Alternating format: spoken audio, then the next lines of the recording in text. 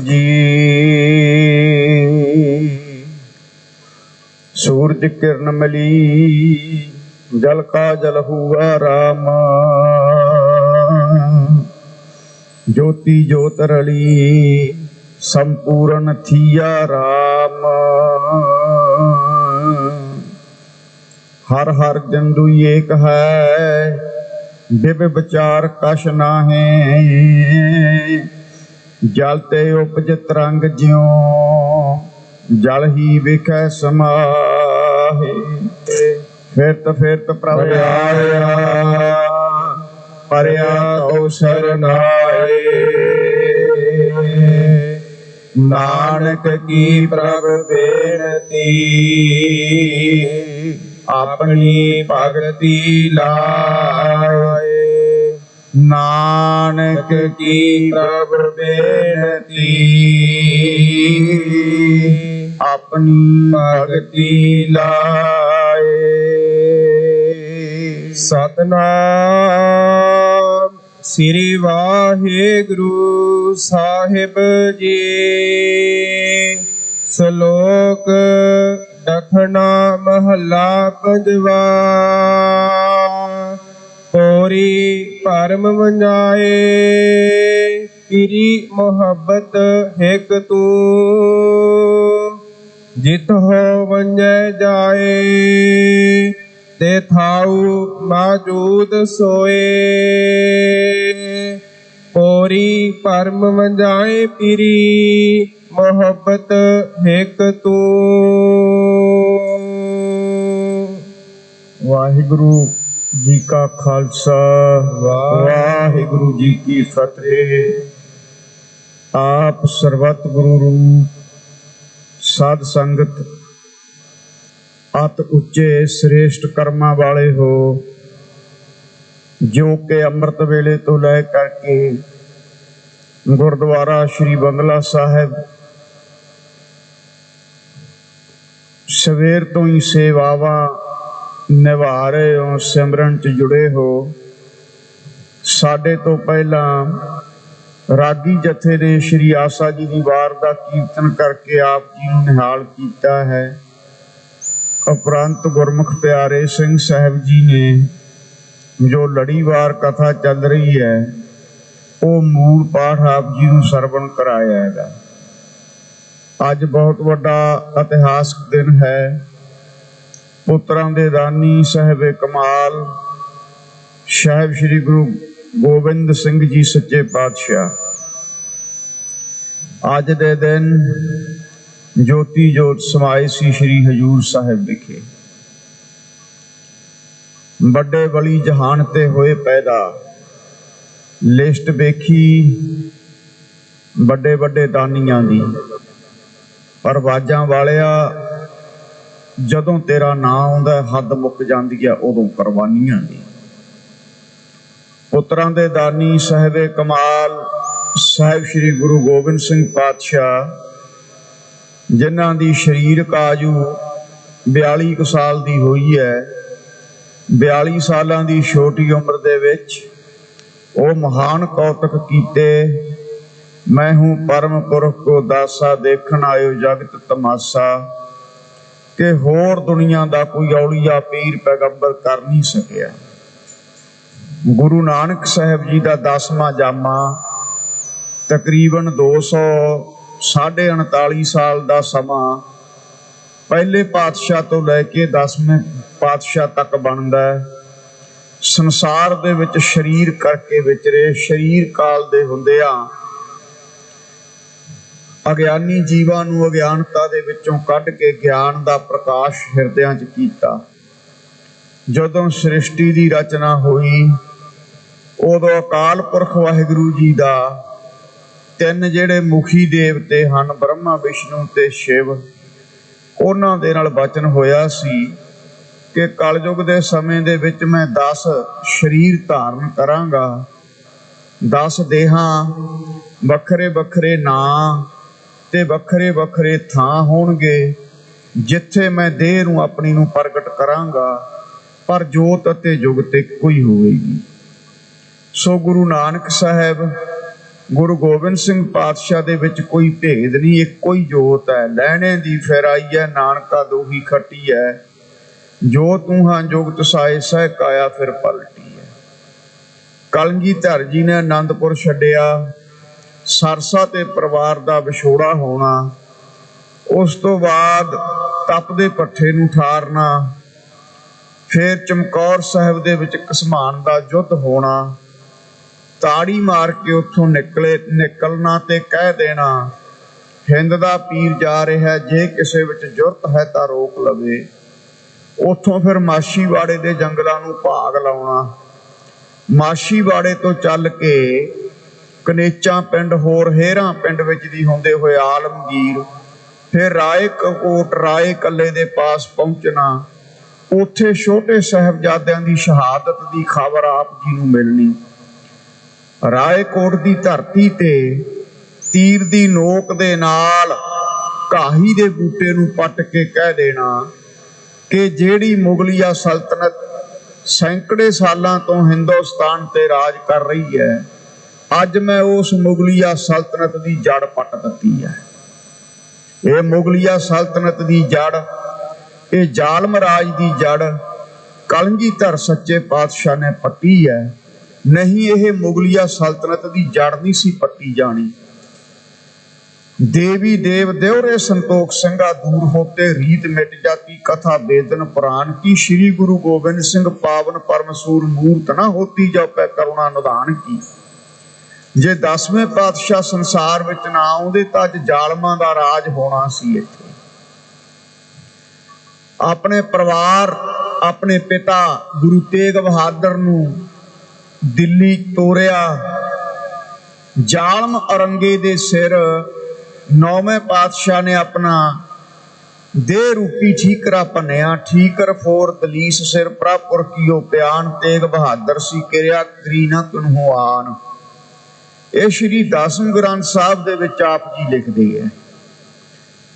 ਫਿਰ ਮਹਾਰਾਜ ਨੇ ਮੁਕਤਸਰ ਘਸਮਾਨ ਦਾ ਯੁੱਧ ਕਰਨਾ ਤੇ ਫਤਿਹ ਪ੍ਰਾਪਤ ਕਰਨੀ। ਦਮਦਮਾ ਸਾਹਿਬ ਆ ਕੇ ਕਮਰ ਕਸਾ ਖੋਲਣਾ ਤੇ ਸਾਰੀ ਸ਼੍ਰੀ ਗੁਰੂ ਗ੍ਰੰਥ ਸਾਹਿਬ ਦੀ ਬੀੜ ਆਪਣੀ ਰਸਨਾ ਤੋਂ ਅੰਤਰਜਾਮਤਾ ਦੇ ਨਾਲ ਭਾਈ ਮਣੀ ਸਿੰਘ ਤੇ ਬਾਬਾ ਦੀਪ ਸਿੰਘ ਦੇ ਪਾਸੋਂ ਲਿਖਵਾਉਣੀ। ਉੱਥੋਂ ਫਿਰ ਚੱਲ ਕੇ ਹੌਲੀ ਹੌਲੀ ਨਾਦੇੜ ਪਹੁੰਚਣਾ। ਬਹਾਦਰ ਸ਼ਾਹ ਦੇ ਪੁੱਤਰਾਂ ਦੇ ਵਿੱਚ ਰਾਜ ਭਾਗ ਵਾਸਤੇ ਲੜਾਈ ਹੋਈ। ਔਰੰਗਜ਼ੇਬ ਦੇ ਪੁੱਤਰਾਂ 'ਚ ਬਹਾਦਰ ਸ਼ਾਹ ਗੁਰੂ ਦੀ ਸ਼ਰਨ ਵਿੱਚ ਆਇਆ। ਸ਼ਰਨ ਆਵੇ ਤਿਸ ਕੰਠ ਲਾਵੇ, ਇਹ ਵਿਰਧ ਸੁਆਮੀ ਸੰਦਾ। ਜਿਹੜਾ ਗੁਰੂ ਦੀ ਸ਼ਰਨ 'ਚ ਆ ਜਾਵੇ, ਗੁਰੂ ਸਾਹਿਬ ਉਹਨੂੰ ਕੰਠ ਗਲੇ ਨਾਲ ਲਾਉਂਦੇ ਆ। ਫਿਰ ਔਰੰਗਜ਼ੇਬ ਦੇ ਪੁੱਤਰ ਤਾਰਾ ਆਜਮ ਨੂੰ ਮਾਰ ਕਰਕੇ ਬਹਾਦਰ ਸ਼ਾਹ ਨੂੰ ਰਾਜ ਤਿਲਕ ਦੇਣਾ। ਬਹਾਦਰ ਸ਼ਾਹ ਨਾਲ ਜਿਹੜਾ ਬਚਨ ਹੋਇਆ ਸੀ ਕਿ ਤੈਨੂੰ ਰਾਜ ਗੱਦੀ ਤਾਂ ਲੈ ਕੇ ਦੇ ਦੇਵਾਂਗੇ, ਪਰ ਜਿਨ੍ਹਾਂ ਜ਼ਾਲਮਾਂ ਨੇ ਪੀਰ ਬੁੱਧੂ ਸ਼ਾਹ ਨੂੰ ਸ਼ਹੀਦ ਕੀਤਾ, ਸਾਡੇ ਛੋਟੇ ਸਾਹਿਬਜ਼ਾਦਿਆਂ ਨੂੰ ਸ਼ਹੀਦ ਕੀਤਾ, ਉਹਨਾਂ ਜ਼ਾਲਮਾਂ ਨੂੰ ਸਾਡੇ ਹਵਾਲੇ ਕਰ ਦੇ। ਬਾਅਦ ਵਿੱਚ ਬਹਾਦਰ ਸ਼ਾਹ ਮੁੱਕਰ ਗਿਆ ਸੀ। ਫਿਰ ਮਹਾਰਾਜ ਕਹਿਣ ਲੱਗੇ, ਆਖਰ ਤੂੰ ਔਰੰਗਜ਼ੇਬ ਦਾ ਹੀ ਖੂਨ ਹੈ ਤੇਰੀਆਂ ਨਸਾਂ 'ਚ। ਜਿਵੇਂ ਤੇਰਾ ਪਿਓ ਕੁਰਾਨ ਦੀ ਕਸਮ ਖਾ ਕੇ ਮੁੱਕਰ ਗਿਆ ਸੀ, ਆਨੰਦਪੁਰ ਛੱਡ ਦੋ, ਉਹੀ ਹਾਲ ਤੈਂ ਕੀਤਾ। ਕੋਈ ਗੱਲ ਨਹੀਂ, ਮੇਰਾ ਇੱਕ ਬੰਦਾ ਮੈਂ ਭੇਜਾਂਗਾ ਜਿਹੜਾ ਜ਼ੁਲਮ ਰਾਜ ਦੀ ਜੜ ਪੱਟ ਦੇਵੇਗਾ। ਉਹ ਬੰਦਾ ਸਿੰਘ ਬਹਾਦਰ ਨੂੰ ਸੱਚੇ ਪਾਤਸ਼ਾਹ ਜੀ ਨੇ ਨਾਦੇੜ ਤੋਂ ਭੇਜਿਆ। 9 ਨੰਦ ਸੀਗੇ, 9 ਨੰਦਾਂ ਤੋਂ ਨਾਦੇੜ ਪਿਆ। ਕਿਉਂਕਿ ਸਮਾਂ ਨਹੀਂ ਵਿਸਤਾਰ ਵਿੱਚ ਜਾਣ ਦਾ, ਆਪਾਂ ਸ਼ਬਦ ਦੀ ਵਿਚਾਰ ਵੀ ਕਰਨੀ ਹੈ। ਫਿਰ ਸੱਚੇ ਪਾਤਸ਼ਾਹ ਜੀ ਨੇ ਸੱਚਖੰਡ ਜਾਣ ਦਾ ਸਮਾਂ ਨੇੜੇ ਆਇਆ ਦੇਖ ਕੇ, ਕੱਤਕ ਸੁਦੀ ਦੂਜ ਵਾਲੇ ਦਿਨ ਮਹਾਰਾਜ ਸੱਚੇ ਪਾਤਸ਼ਾਹ ਨੇ ਗੁਰੂ ਗ੍ਰੰਥ ਸਾਹਿਬ ਸੱਚੇ ਪਾਤਸ਼ਾਹ ਦੇ ਲੜ ਲਾਇਆ ਸਾਰੀ ਕੌਮ ਨੂੰ। ਇਹ ਦੋਹਰਾ ਵੀ ਗੁਰੂ ਗੋਬਿੰਦ ਸਿੰਘ ਪਾਤਸ਼ਾਹ ਦਾ ਹੈ। ਦੋਹਰਾ ਆਗਿਆ ਭਈ ਅਕਾਲ ਕੀ, ਤਵੇ ਚਲਾਇਓ ਪੰਥ, ਸਭ ਸਿੱਖਣ ਕੋ ਹੁਕਮ ਹੈ, ਗੁਰੂ ਮਾਨਿਓ ਗ੍ਰੰਥ। ਸ਼੍ਰੀ ਹਜੂਰ ਸਾਹਿਬ ਵਿਖੇ ਇੱਕ ਗੋਹਜ ਪੋਥੀ ਨਾਂ ਦਾ ਗ੍ਰੰਥ ਪਿਆ।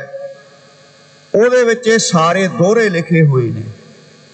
ਕਈਆਂ ਨੇ ਕਹਿ ਦਿੱਤਾ ਇਹ ਗੁਰੂ ਗੋਬਿੰਦ ਸਿੰਘ ਦਾ ਦੋਹਰਾ ਨਹੀਂ, ਇਹ ਬਾਅਦ ਵਿੱਚ ਗਿਆਨੀ ਗਿਆਨ ਸਿੰਘ ਨੇ ਉਚਾਰਿਆ।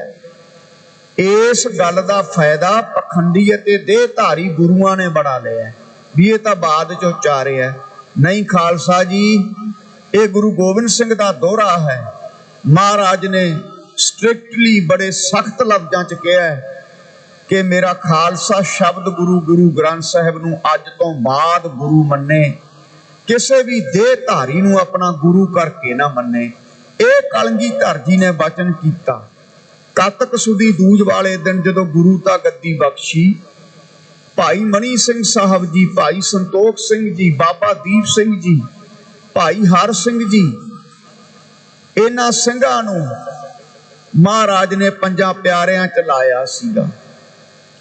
ਭਾਈ ਪੰਜਾਂ ਪਿਆਰਿਆਂ ਦੇ ਵਿੱਚੋਂ ਭਾਈ ਧਰਮ ਸਿੰਘ ਜੀ, ਕਿਉਂਕਿ ਭਾਈ ਦਇਆ ਸਿੰਘ ਜੀ ਚੜ੍ਹਾਈ ਕਰ ਗਏ ਸੀ ਤੇ ਤਿੰਨ ਪਿਆਰੇ ਚਮਕੌਰ ਦੀ ਜੰਗ ਵਿੱਚ ਸ਼ਹੀਦ ਹੋ ਗਏ ਸੀਗੇ। ਸੋ ਕਲਗੀਧਰ ਜੀ ਨੇ ਫਿਰ ਕੱਤਕ ਸੁਦੀ ਦੂਜ ਵਾਲੇ ਦਿਨ ਗੁਰੂ ਗ੍ਰੰਥ ਸਾਹਿਬ ਨੂੰ ਗੁਰੂਤਾ ਗੱਦੀ ਬਖਸ਼ੀ ਹੈ। ਕੱਤਕ ਸੁਦੀ ਪੰਚਮੀ ਵਾਲੇ ਦਿਨ ਮਹਾਰਾਜ ਸੱਚੇ ਪਾਤਸ਼ਾਹ ਸਮੇਤ ਸ਼ਾਸਤਰ ਸਜਾ ਕਰਕੇ ਚਿਖਾ ਤੇ ਬੈਠੇ ਐ ਤੇ ਸਤਿਗੁਰੂ ਮਹਾਰਾਜ ਭਾਣਾ ਵਰਤਾ ਕੇ ਅੱਜ ਦੇ ਦਿਨ ਜੋਤੀ ਜੋਤ ਸਮਾਈ ਸੀ। ਇਹ ਸਤਿਗੁਰੂ ਮਹਾਰਾਜ ਦੀ ਖੇਡ ਸੀ। ਸਰਹੰਦ ਵਾਲੇ ਵਜੀਦੇ ਨੇ ਮਹਾਰਾਜ ਤੇ ਹਮਲਾ ਵੀ ਕਰਵਾਇਆ, ਪਠਾਣਾ ਨੂੰ ਭੇਜਿਆ। ਪਹਿਲਾਂ ਉਹ ਵਫਾਦਾਰ ਬਣ ਕੇ ਰਹੇ। ਮਹਾਰਾਜ ਜਾਣਦੇ ਸੀ ਵੀ ਇਹਨਾਂ ਦੇ ਮਨ 'ਚ ਖੋਟ ਹੈ। ਇਹ ਖੇਡ ਹੀ ਸੀ ਸਤਿਗੁਰੂ ਸੱਚੇ ਪਾਤਸ਼ਾਹ ਦੀ। ਮਹਾਰਾਜ ਸੱਚੇ ਪਾਤਸ਼ਾਹ ਦੀ ਇਹ ਖੇਡ ਸੀ। ਸੱਚੇ ਪਾਤਸ਼ਾਹ ਦੀ ਕਿਹਦੀ ਤਾਕਤ ਸੀ? ਮਹਾਰਾਜ ਤੇ ਛੁਰੇ ਦਾ ਵਾਰ ਕਰ ਦਿੰਦਾ, ਤੇ ਜਿਨ੍ਹਾਂ ਨੇ ਵਾਰ ਕੀਤਾ ਛੁਰੇ ਦਾ ਉਹਨਾਂ ਨੂੰ ਮੌਕੇ ਤੇ ਝਟਕਾ ਦਿੱਤਾ ਸੀ ਤੇ ਇੱਕ ਨੂੰ ਸਿੰਘਾਂ ਨੇ ਖਤਮ ਕਰ ਦਿੱਤਾ ਸੀ। ਸੂਰਜ ਕਿਰਨ ਮਿਲੀ ਜਲਕਾ ਜਲ ਹੁਆ ਰਾਮ, ਜੋਤੀ ਜੋਤ ਰਲੀ ਸੰਪੂਰਨ ਥੀਆ ਰਾਮ। ਮਹਾਰਾਜ ਸ਼ਾਸਤਰ ਸਜਾ ਕਰਕੇ, ਮਹਾਰਾਜ ਦਾ ਤਾਂ ਬਚਨ ਹੈ ਬਿਨਾ ਸ਼ਾਸਤਰ ਕੇਸ ਨਰਨ ਭੇੜ ਜਾਨੋ, ਪਾਕਰ ਤਾਹੇ ਕਾਨ ਹੂੰ ਕਿਤੇ ਲੈ ਸਧਾਨੋ। ਇਹੀ ਮੋਰ ਆਗਿਆ ਸੁਣੋ ਹੈ ਪਿਆਰੇ, ਬਿਨਾ ਸ਼ਾਸਤਰ ਕੇਸ ਨਾ ਦੇਵ ਹੂੰ ਦਦਾਰੇ। ਮੇਰਾ ਸਿੱਖ ਸ਼ਾਸਤਰ ਤੋਂ ਬਿਨਾ ਤੇ ਕੇਸਾਂ ਤੋਂ ਬਿਨਾ ਮੇਰੇ ਕੋਲੇ ਨਾ ਆਵੇ, ਮੈਂ ਤੈਨੂੰ ਦਰਸ਼ਨ ਨਹੀਂ ਸਿੱਖਾ ਦੇਣੇ। ਅੱਜ ਬੜਾ ਚੱਲਿਆ, ਜੇ ਸ਼ਾਸਤਰ ਚੁੱਕ ਲਈਏ, ਕੋਈ ਹਥਿਆਰ ਚੁੱਕ ਲਈਏ, ਕਹਿ ਦੇਣਗੇ ਜੀ ਬਾਬਿਆਂ ਨੂੰ ਕੀ ਲੋੜ ਪੈਗੀ ਗਨ ਚੁੱਕ ਕੇ ਪ੍ਰਚਾਰ ਕਰਨ ਦੀ, ਪ੍ਰਚਾਰਕਾਂ ਨੂੰ ਕੀ ਲੋੜ ਪੈਗੀ ਹਥਿਆਰ ਰੱਖਣ ਦੀ। ਹੋਰ ਖਾਲਸਾ ਜੀ ਹਥਿਆਰ ਖੁਸਰੇ ਰੱਖਿਆ ਕਰਨਗੇ, ਹੋਰ ਪ੍ਰਚਾਰਕ ਕੜਛੀਆਂ ਚੁੱਕ ਲੈਣ। ਮਹਾਰਾਜ ਦਾ ਬਚਨ ਹੈ ਬਿਨਾ ਸ਼ਾਸਤਰ ਕੇਸ ਨਰਨ ਭੇੜ ਜਾਨੋ, ਬਿਨਾ ਹਥਿਆਰ ਤੇ ਕੇਸਾਂ ਤੋਂ ਮੇਰੇ ਕੋਲੇ ਨਾ ਹੀ, ਮੈਂ ਤੈਨੂੰ ਦਰਸ਼ਨ ਨਹੀਂ ਦੇਣੇ। ਆਪਾਂ ਪੁੱਤਰ ਕਿਹਦੇ ਆ? ਪੁੱਤਰਾਂ ਦੇ ਦਾਨੀ ਸਾਹਿਬ ਕਮਾਲ ਗੁਰੂ ਗੋਬਿੰਦ ਸਿੰਘ ਸੱਚੇ ਪਾਤਸ਼ਾਹ ਦੇ ਪੁੱਤਰਾਂ। ਜੇ ਸਾਹਿਬ ਸ੍ਰੀ ਗੁਰੂ ਗੋਬਿੰਦ ਸਿੰਘ ਮਹਾਰਾਜ ਦੇ ਪੁੱਤਰਾਂ ਨੇ ਸ਼ਾਸਤਰ ਨਹੀਂ ਰੱਖਣੇ, ਹੋਰ ਕੌਣ ਰੱਖੂਗਾ?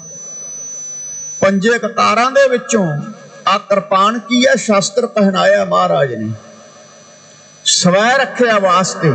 ਹਾਂ, ਦੂਸਰਾ ਪੱਖ ਇਹ ਵੀ ਹੈ, ਜੇ ਕੋਈ ਸ਼ਾਸਤਰ ਰੱਖ ਕੇ, ਕੋਈ ਹਥਿਆਰ ਰੱਖ ਕੇ ਕਿਸੇ ਤੇ ਜ਼ੁਲਮ ਕਰਦਾ ਹੈ, ਕਿਸੇ ਦਾ ਘਰ ਲੁੱਟਦਾ ਹੈ, ਕਿਸੇ ਦੀ ਦੁਕਾਨ ਲੁੱਟਦਾ ਹੈ, ਕਿਸੇ ਦੀ ਇੱਜ਼ਤ ਲੁੱਟਦਾ ਹੈ, ਕਲਗੀਧਰ ਜੀ ਕਹਿੰਦੇ ਉਹ ਮੇਰਾ ਸਿੱਖ ਨਹੀਂ ਹੋ ਸਕਦਾ। ਸ਼ਾਸਤਰ ਸਵੈ ਰੱਖਿਆ ਵਾਸਤੇ, ਮਜਲੂਮਾਂ ਦੀ ਰੱਖਿਆ ਵਾਸਤੇ ਰੱਖਣੇ ਹਨ, ਕਿਸੇ ਪ੍ਰਕਾਰ ਦੀ ਗੁੰਡਾਗਰਦੀ ਜਾਂ ਬਦਮਾਸ਼ੀ ਕਰਨ ਵਾਸਤੇ ਨਹੀਂ। ਸੋ ਆਓ, ਕਿਰਪਾਨ ਪਾਨ ਧਾਰਿਅੰ ਕਰੋੜ ਪਾਪ ਤਾਰਿਅੰ, ਸ਼੍ਰੀ ਦਸਮ ਗ੍ਰੰਥ ਵਿੱਚ ਬਚਨ ਹਨ। ਜਿਹੜਾ ਸਿੱਖ ਕਿਰਪਾਨ ਪਾ ਲੈਂਦਾ ਹੈ, ਅੰਮ੍ਰਿਤ ਪਾਨ ਕਰਦਾ, ਉਹਦੇ ਕਰੋੜਾਂ ਪਾਪ ਕੱਟੇ ਜਾਂਦੇ ਹਨ। ਕਈ ਅੰਮ੍ਰਿਤ ਤਾਂ ਛਕ ਲੈਂਦੇ ਐ ਪਰ ਕਕਾਰਾਂ ਦੀ ਰਹਿਤ ਨਹੀਂ ਰੱਖਦੇ। ਕਕਾਰਾਂ ਦੀ ਰਹਿਤ ਰੱਖਣੀ ਬੜੀ ਜ਼ਰੂਰੀ ਹੈ। ਬਚਨ ਆਉਂਦੇ ਹਨ, ਨਿਸ਼ਾਨੇ ਸਿੱਖੀ ਪੰਜ ਹਰਫ ਕਾਫ, ਹਰਗਿਜ਼ ਨਾ ਬਾਸ਼ਦੀ ਪੰਜ ਮੁਆਫ। ਜੇ ਪੰਜਾਂ ਕਕਾਰਾਂ ਚੋਂ ਇੱਕ ਵੀ ਕਕਾਰ ਨਹੀਂ ਪਾਇਆ, ਤੈਨੂੰ ਮਾਫੀ ਨਹੀਂ ਮਿਲ ਸਕਦੀ। ਕੜਾ, ਕਿਰਪਾਨ, ਕਸ਼ਹਿਰਾ, ਕੰਘਾ ਤੇ ਕੇਸ, ਜੇ ਪੰਜਾਂ ਚੋਂ ਇੱਕ ਵੀ ਤੈਨੂੰ ਮਾਫ ਨਹੀਂ। ਕਈ ਅੰਮ੍ਰਿਤ ਛਕ ਲੈਂਦੇ ਐ ਪਰ ਕਿਰਪਾਨ ਨਹੀਂ ਪਾਉਂਦੇ, ਕਹਿੰਦੇ ਚੁਭਦੀ ਐ, ਭਾਰ ਜਾ ਲੱਗਦਾ ਹੈ। ਭਾਈ ਫਿਰ ਅੰਮ੍ਰਿਤ ਪਾਨ ਕਰਨ ਦਾ ਕੀ ਫਾਇਦਾ? ਧੋਖੇ ਵਾਲੀ ਰਹਿਤ ਨਹੀਂ ਰੱਖਣੀ। ਕਈ ਸਟੇਜ ਤੇ ਪਾ ਲੈਂਦੇ ਨੇ ਗਾਤਰਾ ਵੀ ਵੱਡਾ, ਕਸ਼ਹਿਰਾ ਵੀ ਗੋਡਿਆਂ ਤੋਂ ਨੀਵਾਂ, ਕੰਘਾ ਵੀ ਵੱਡਾ ਸਾਰਾ, ਦਿਖਾਉਣ ਵਾਸਤੇ ਵੀ ਸੰਗਤ 'ਚ ਪ੍ਰਭਾਵ ਪਵੇ। ਤੇ ਖਾਲਸਾ ਜੀ ਜਦੋਂ ਕਮਰੇ 'ਚ ਜਾਂਦੇ ਐ, ਰਾਤ ਨੂੰ ਕਕਾਰ ਨਹੀਂ ਲੱਭਦੇ, ਕਿਰਪਾਨ ਕਿਤੇ ਹੋਰ, ਕੰਘਾ ਕਿਤੇ ਹੋਰ। ਇਹ ਆਪਾਂ ਕਿਹਨੂੰ ਧੋਖਾ ਦੇ ਰਹੇ ਹਾਂ? ਗੁਰੂ ਨੂੰ ਤਾਂ ਆਪਾਂ ਠੱਗ ਨਹੀਂ ਸਕਦੇ, ਇਹ ਆਪਾਂ ਆਪਣੇ ਆਪ ਨੂੰ ਧੋਖਾ ਦੇ ਰਹੇ ਹਾਂ। ਕਿਉਂਕਿ ਗੁਰੂ ਨਾ ਹੋ ਮਰੇ ਨਾ ਠਾਗੇ ਜਾਹੇ। ਇਹਨਾਂ ਗੱਲਾਂ ਦਾ ਲੇਖਾ ਦੇਣਾ ਪੈਂਦਾ ਅਕਾਲ ਪੁਰਖ ਦੀ ਦਰਗਾਹ 'ਚ। ਸਟੇਜ ਤੋਂ ਬਚਨ ਉਹਨਾਂ ਕਰੀਏ ਜਿੰਨਾ ਨਿਭਾ ਸਕਦੇ ਹੋਈਏ। ਕਈ ਬੜੇ ਧਰਮ ਦੇ ਠੇਕੇਦਾਰ ਬਣੇ ਫਿਰਦੇ ਐ ਵੀ ਅਸੀਂ ਬੜੇ, ਸਾਡੇ ਸਿਰ ਤੇ ਪੰਥ ਚੱਲਦਾ ਹੈ, ਤੇ ਆਪਣੇ ਪਰਿਵਾਰ ਨੂੰ ਸੁਧਾਰ ਨਹੀਂ ਸਕਦੇ। ਸਭ ਤੋਂ ਪਹਿਲਾਂ ਪ੍ਰਚਾਰਕ ਨੂੰ ਆਪਣੇ ਘਰੋਂ ਪ੍ਰਚਾਰ ਸ਼ੁਰੂ ਕਰਨਾ ਚਾਹੀਦਾ। ਦੀਨ ਦਿਆਲ ਭਰੋਸੇ ਤੇਰੇ ਸਭ ਪਰਿਵਾਰ ਚੜਾਇਆ ਬੇੜੇ। ਜੇ ਪ੍ਰਚਾਰਕ ਦਾ ਆਪਣਾ ਪਰਿਵਾਰ ਹੀ ਅੰਮ੍ਰਿਤਧਾਰੀ ਨਹੀਂ, ਕੀ ਕਿਸੇ ਤੇ ਅਸਰ ਪਊਗਾ? ਇਸ ਕਰਕੇ ਆਓ ਖਾਲਸਾ ਜੀ, ਕਲਗੀਧਰ ਸੱਚੇ ਪਾਤਸ਼ਾਹ ਜੋਤੀ ਜੋਤ ਸਮਾਏ, ਪਰ ਉਸ ਤੋਂ ਪਹਿਲਾਂ ਮਹਾਰਾਜ ਕਿੰਨੀ ਵੱਡੀ ਦੇਣ ਸੰਸਾਰ ਨੂੰ ਦੇ ਕੇ ਗਏ। ਗਿੱਦੜਾਂ ਤੋਂ ਸ਼ੇਰ ਬਣਾਇਆ, 1.25 ਲੱਖ ਸੇ ਇੱਕ ਲੜਾਊਂ ਤਵੈ ਗੋਬਿੰਦ ਸਿੰਘ ਨਾਮ ਕਹਾਊਂ। ਸ਼੍ਰੀ ਦਸਮ ਗ੍ਰੰਥ ਸਾਹਿਬ ਸੱਚੇ ਪਾਤਸ਼ਾਹ ਦੀ ਰਚਨਾ ਕੀਤੀ। ਦਸਮ ਗ੍ਰੰਥ ਦੇ ਜਾਪ ਸਾਹਿਬ ਦੇ ਅਰਥ ਆਨੰਦਪੁਰ ਸਾਹਿਬ ਪੜ੍ਹਾਏ। ਬਾਕੀ ਸਾਰੇ ਅਰਥ ਮਹਾਰਾਜ ਨੇ ਦਸਮ ਗ੍ਰੰਥ ਦੇ ਹਜੂਰ ਸਾਹਿਬ ਜਾ ਕੇ ਪੜ੍ਹਾਉਣਾ ਕੀਤੇ ਹੈ।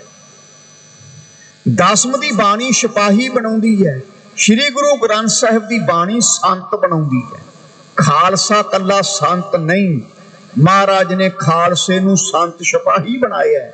ਜੇ ਤੇਰੇ ਇੱਕ ਹੱਥ ਵਿੱਚ ਮਾਲਾ ਹੈ, ਦੂਸਰੇ ਹੱਥ ਵਿੱਚ ਤੇਰੇ ਸ਼੍ਰੀ ਸਾਹਿਬ ਹੋਣੀ ਚਾਹੀਦੀ ਹੈ।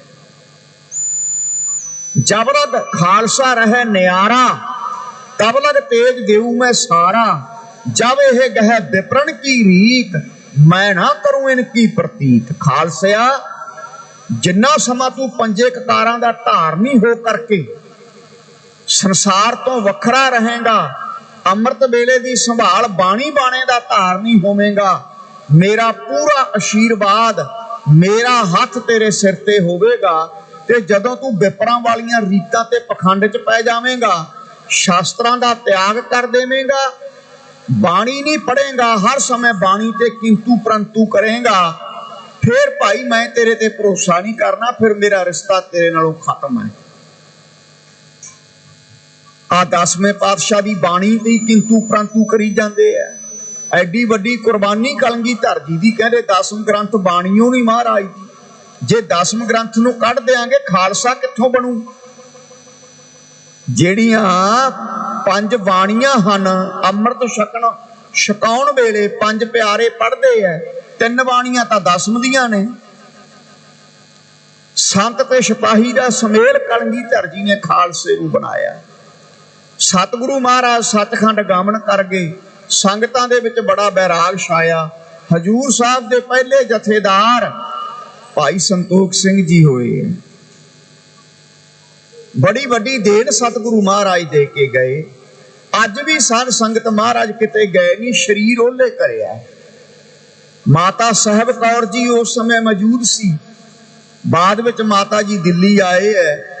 ਕਲਗੀਧਰ ਜੀ ਨੇ ਜਦੋਂ ਸੱਚਖੰਡ ਜਾਣ ਦਾ ਤਿਆਰਾ ਕੀਤਾ, ਮਾਤਾ ਜੀ ਵਿਰਾਗ 'ਚ ਆ ਗਏ, ਸੱਚੇ ਪਾਤਸ਼ਾਹ ਮੈਂ ਤਾਂ ਆਪ ਜੀ ਦੇ ਦਰਸ਼ਨ ਕਰੇ ਬਿਨਾਂ ਪ੍ਰਸ਼ਾਦਾ ਨਹੀਂ ਛਕਦੀ, ਹੁਣ ਕਿਵੇਂ ਲੰਘੂਗਾ ਸਮਾਂ? ਕਹਿਣ ਲੱਗੇ, ਜਦੋਂ ਤੁਸੀਂ ਨਿਤਨੇਮ ਕਰੋਗੇ, ਅੰਮ੍ਰਿਤ ਵੇਲੇ ਨਿਤਨੇਮ ਕਰਕੇ ਸ਼ਾਸਤਰਾਂ ਦੇ ਦਰਸ਼ਨ ਕਰੋਗੇ, ਤਾਂ ਸ਼ਾਸਤਰਾਂ ਦੇ ਵਿੱਚੋਂ ਮੇਰੇ ਦਰਸ਼ਨ ਹੋ ਜਾਇਆ ਕਰਨਗੇ। ਐਡੀ ਵੱਡੀ ਮਹਾਨਤਾ ਹੈ ਸ਼ਾਸਤਰਾਂ ਦੀ। ਸ਼ਾਸਤਰ ਅਤੇ ਸ਼ਾਸਤਰ ਦਾ ਸੁਮੇਲ ਖਾਲਸੇ ਨੂੰ ਹੋਣਾ ਚਾਹੀਦਾ। ਗ੍ਰੰਥ ਵੀ ਪੜ੍ਹੇ ਖਾਲਸਾ, ਵਿਦਵਾਨ ਵੀ ਹੋਵੇ, ਤੇ ਨਾਲ ਨਾਲ ਖਾਲਸਾ ਸਿਪਾਹੀ ਵੀ ਹੋਣਾ ਚਾਹੀਦਾ। ਆਓ ਕਲਗੀਧਰ ਸੱਚੇ ਪਾਤਸ਼ਾਹ ਦੇ ਚਰਨਾਂ ਤੇ ਕਰੋੜਾਂ ਵਾਰੀ ਪ੍ਰਣਾਮ। ਹੇ ਦਸ਼ਮੇਸ਼ ਪਿਤਾ, ਤੁਹਾਡਾ ਦੇਣਾ ਨਹੀਂ ਇਹ ਹਿੰਦੁਸਤਾਨ ਦੇ ਸਕਦਾ। ਜੇ ਤੁਸੀਂ ਆਪਣੇ ਪਿਤਾ ਨੂੰ ਉਹਨਾਂ ਬ੍ਰਾਹਮਣਾਂ ਦੀ ਪੁਕਾਰ ਸੁਣ ਕੇ ਸਨਾਤਨ ਧਰਮ ਦੀ ਰੱਖਿਆ ਲਈ ਦਿੱਲੀ ਨਾ ਭੇਜਦੇ, ਗੁਰੂ ਤੇਗ ਬਹਾਦਰ ਇੱਥੇ ਸੀਸ ਦਾ ਬਲੀਦਾਨ ਨਾ ਦਿੰਦੇ ਤਾਂ ਅੱਜ ਵੀ ਇੱਥੇ ਇਸਲਾਮ ਦਾ ਹੀ ਬੋਲਬਾਲਾ ਹੋਣਾ ਸੀ। ਇਹ ਕਲਗੀਧਰ ਸੱਚੇ ਪਾਤਸ਼ਾਹ ਦੀ ਦੇਣ ਹੈ। ਹਜ਼ਾਰਾਂ ਸਾਲ ਰਾਜ ਕਰਨ ਵਾਲੀ ਮੁਗਲਿਆ ਸਲਤਨਤ ਦੀ ਜੜ ਪੱਟ ਕੇ ਰੱਖ ਦਿੱਤੀ। ਅੰਮ੍ਰਿਤ ਵੇਲੇ 5 ਬਾਣੀਆਂ, ਰਹਿਰਾਸ ਸ਼ਾਮ ਨੂੰ, ਕੀਰਤਨ ਸੋਹਿਲਾ ਸੌਣ ਵੇਲੇ, ਇਹਨਾਂ 7 ਬਾਣੀਆਂ ਦਾ ਨਿਤਨੇਮ ਗੁਰੂ ਕੇ ਸਿੱਖ ਨੂੰ ਹੋਣਾ ਚਾਹੀਦਾ ਹੈ। ਵੱਧ ਜਿੰਨੀ ਮਰਜ਼ੀ ਬਾਣੀ ਪੜ੍ਹ ਲਵੇ। ਆਓ ਪੰਚਮ ਪਿਤਾ ਗੁਰੂ ਅਰਜਨ ਦੇਵ ਸੱਚੇ ਪਾਤਸ਼ਾਹ, ਗੁਰੂ ਅਰਜਨ ਦੇਵ ਗੁਰੂ ਤੇਗ ਬਹਾਦਰ ਮਹਾਰਾਜ ਦੇ ਗੁਰੂ ਗੋਬਿੰਦ ਸਿੰਘ ਮਹਾਰਾਜ ਦੇ ਪੜਦਾਦਾ ਜੀ ਲੱਗਦੇ ਸੀ। ਗੁਰੂ ਅਰਜਨ ਸਾਹਿਬ ਗੁਰੂ ਤੇਗ ਬਹਾਦਰ ਦੇ ਦਾਦਾ ਜੀ ਲੱਗਦੇ ਸੀ। ਇੰਤਫਾਕ ਦੇਖੋ, ਕੁਦਰਤ ਦਾ ਕ੍ਰਿਸ਼ਮਾ ਦੇਖੋ। ਗੁਰੂ ਅਰਜਨ ਸਾਹਿਬ ਅਤੇ ਗੁਰੂ ਤੇਗ ਬਹਾਦਰ ਦਾਦਾ ਪੋਤਾ, ਇਹਨਾਂ ਨੇ ਸ਼ਾਂਤਮਈ ਸ਼ਹੀਦੀ ਦਿੱਤੀ।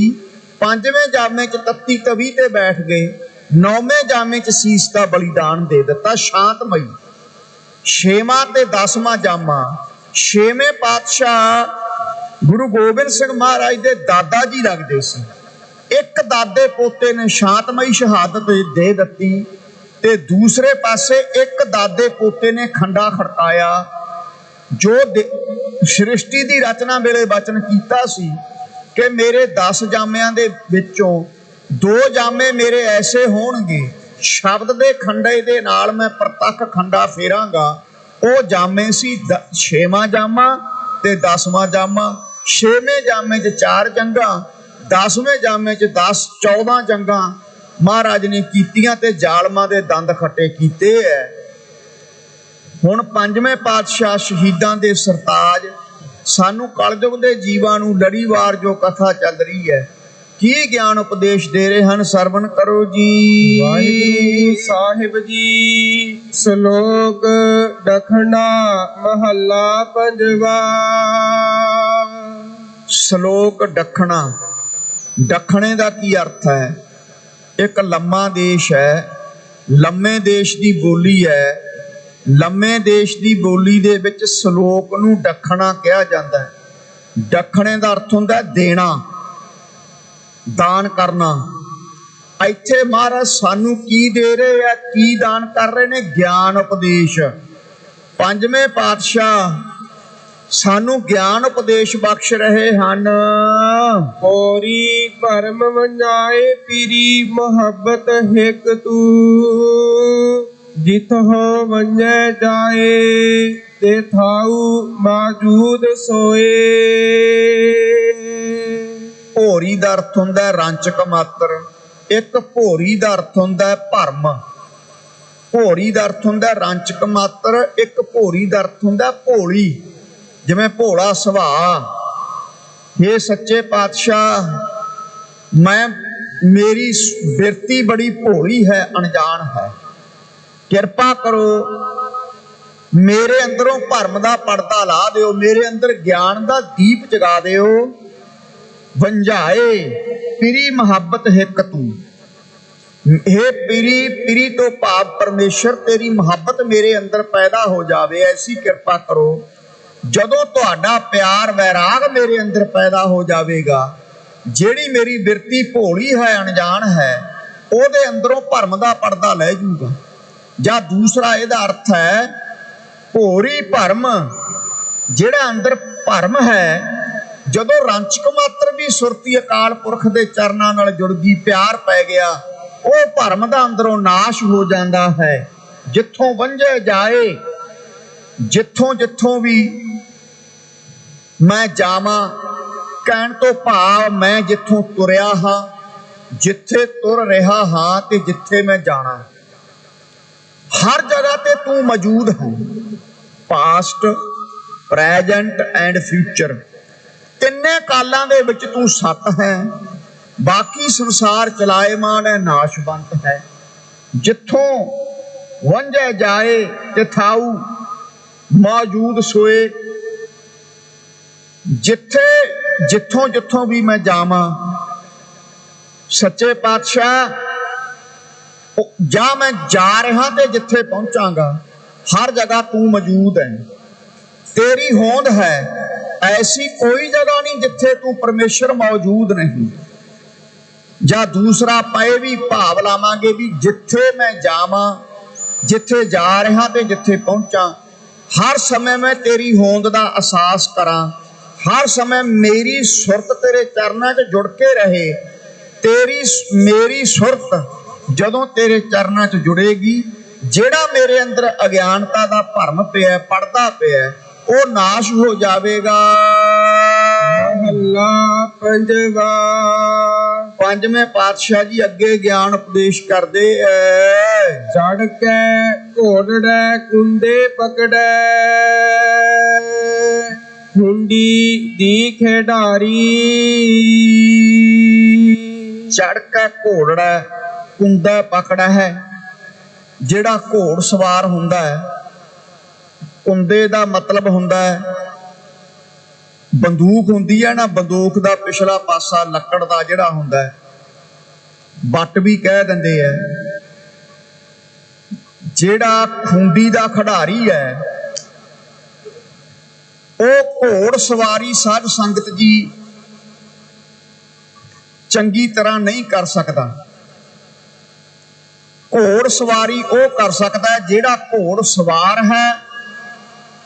ਘੋੜ ਸਵਾਰ ਜਿਹੜਾ ਹੈ, ਉਹ ਬੰਦੂਕ ਨੂੰ ਪਕੜ ਕਰਕੇ ਵੀ ਘੋੜ ਸਵਾਰੀ ਕਰ ਸਕਦਾ ਹੈ। ਪਰ ਜਿਹੜਾ ਖੁੰਡੀ ਦਾ ਖਿਡਾਰੀ ਹੈ, ਇਹ ਸੰਸਾਰ ਵੀ ਇੱਕ ਖੇਡ ਹੈ। ਚੜ ਕੇ ਘੋੜੜਾ ਕੁੰਦਾ ਪਕੜੈ, ਖੁੰਡੀ ਦੀ ਖਿਡਾਰੀ। ਉਹ ਨਹੀਂ ਕਰ ਸਕਦਾ।